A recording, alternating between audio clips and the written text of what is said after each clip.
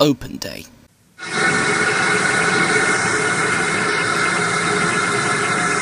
There was a great flurry of activity on the Oakham Road line.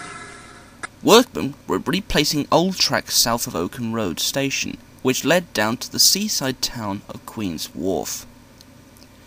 Queen's Wharf was once a small port that served shipping coming from North Wales, but when the line was originally closed, all shipping was diverted to the port at Norrumby.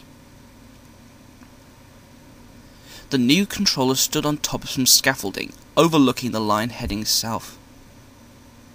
It's quite amazing how much we've done in such a short amount of time of purchase, he mused as he observed the restoration work. Mr. Williams, the CME of the Oakham Road line, clambered up beside him. The final sections of track are being laid now, he informed him. Hopefully, they should be done in time for the grand opening of the section next week. The new controller understood and nodded. The engines were feeling excited that night. I can't wait for the grand opening, Kirsty smiled. Nor me, Tom agreed. It's quite amazing how much the line's progressed in a short amount of time.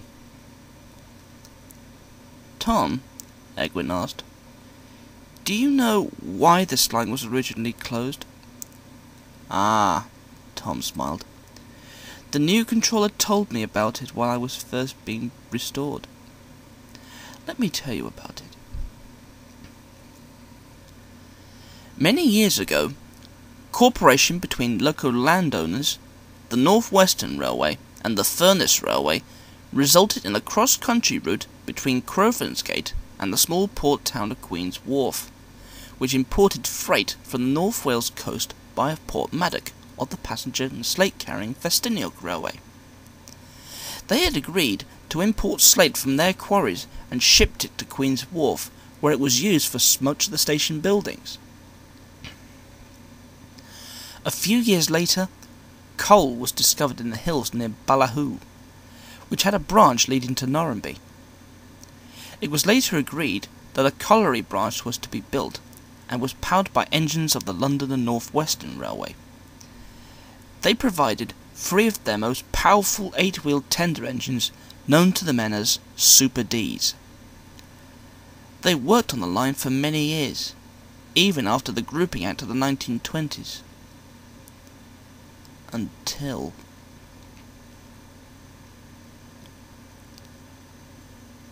what? Egwin asked. The war, Tom said darkly. During the terrible 6 years that took place, the mainland decided that the colliery wasn't supplying as much as the other collieries were, and they decided to stop the traffic coming from the colliery to the mainland.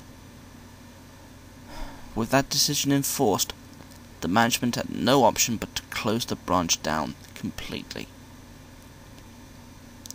The Super Ds that worked there were sent back to the mainland to be shipped overseas to Europe and elsewhere. No one ever knows if any of them ever came back. After that, traffic on the Oakham Road line decreased rapidly. They were losing money and traffic to road transport, and then, just as the war in Europe was about to end, the line was closed completely.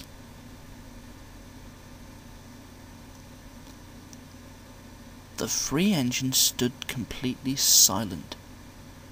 How terrible, Kirsty said at last.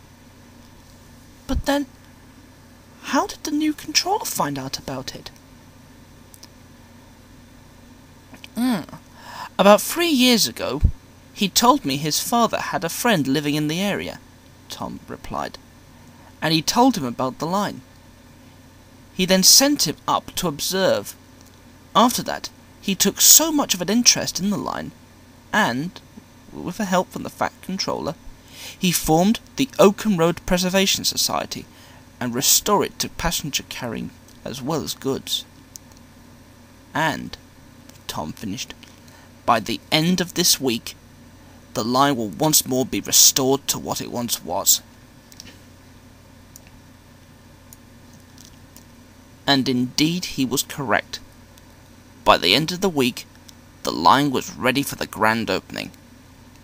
First came Tom, then Kirsty pulling the special train, with Edwin, Terminger very pleased to have been allowed to come, Jordan bringing up the rear. A large crowd swarmed the platform at Queen's Wharf, and as Tom and Kirsty puffed in, snapping the ceremonial tape, the entire crowd erupted into cheers and screams.